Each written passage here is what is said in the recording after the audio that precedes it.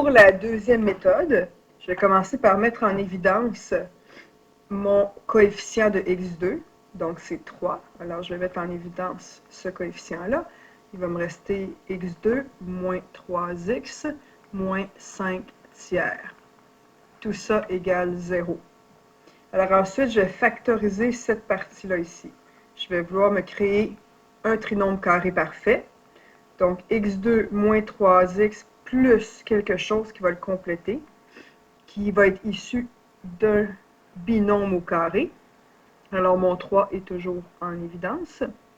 Le binôme au carré qui va me donner ce trinôme-là, c'est racine de x2, x, moins 3 divisé par 2, donc moins 3 demi.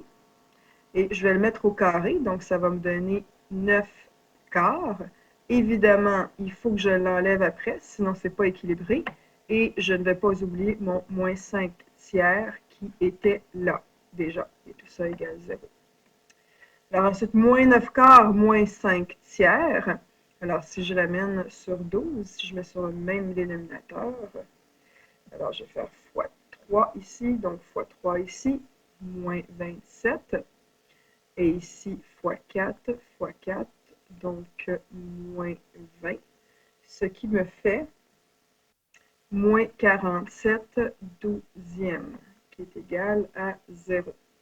Alors là, je peux faire ici, je peux utiliser ma complétion pour ma complétion de carré, mais ma différence de carré. Alors, j'ai toujours mon 3 en évidence.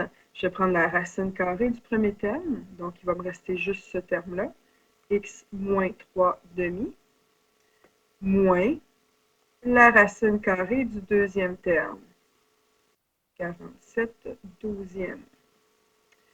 Et je fais la même chose ici.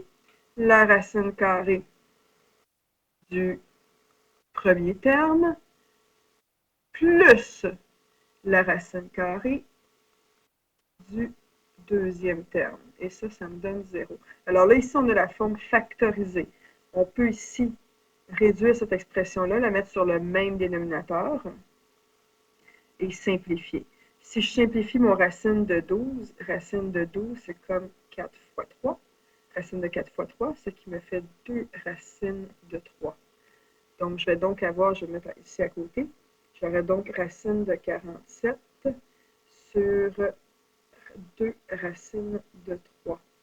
Si je rationalise, je vais multiplier par racine de 3 de chaque côté, ce qui va me donner racine de 141 sur 2 fois 3, 6. Alors ici, tout ça va égaler racine de 141 sur 6 et moins 3 demi.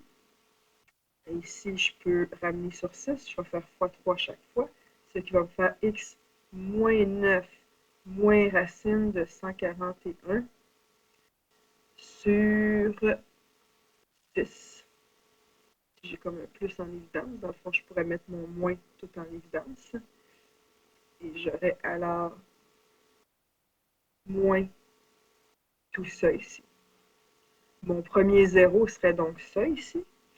Et le deuxième, c'est le même principe, sauf que là, je vais avoir moins et plus, ce qui signifie que si je mets un moins devant ici, je vais toujours avoir mon 9, et je vais avoir moins racine de 141, et tout ça sur 6 égale 0.